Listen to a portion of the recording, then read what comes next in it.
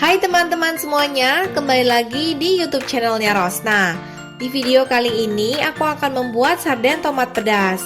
Cara membuatnya gampang banget dan bahan yang digunakan juga sederhana.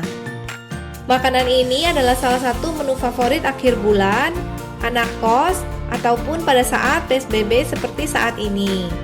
Walaupun bahan-bahan yang digunakan sederhana, sarden tomat ini setelah diolah rasanya enak loh, apalagi kalau dinikmati dengan nasi panas. Yuk langsung aja, bahan-bahan yang dibutuhkan adalah sarden tomat kalengan, boleh pakai merek apa aja, tomat, buncis, atau bisa diganti dengan sayur lainnya seperti kol, bawang bombay, bawang putih, cabai. Kalau teman-teman suka yang lebih pedas bisa ditambahin cabenya, gula, garam, merica, dan minyak untuk menumis. Pertama-tama kupas dan cincang bawang putih.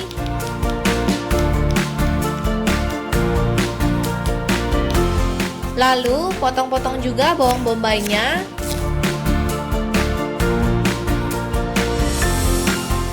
Selanjutnya iris cabai.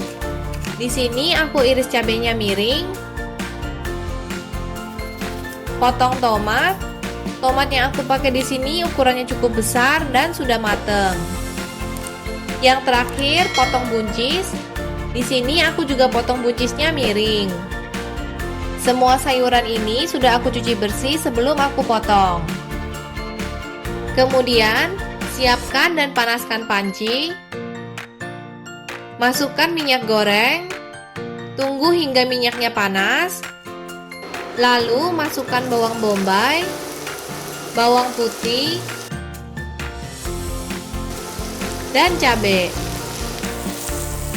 Tumis sebentar hingga semuanya agak layu dan harum.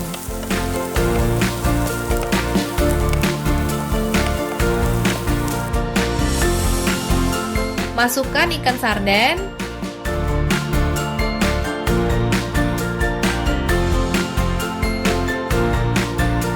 Tambahkan tomat.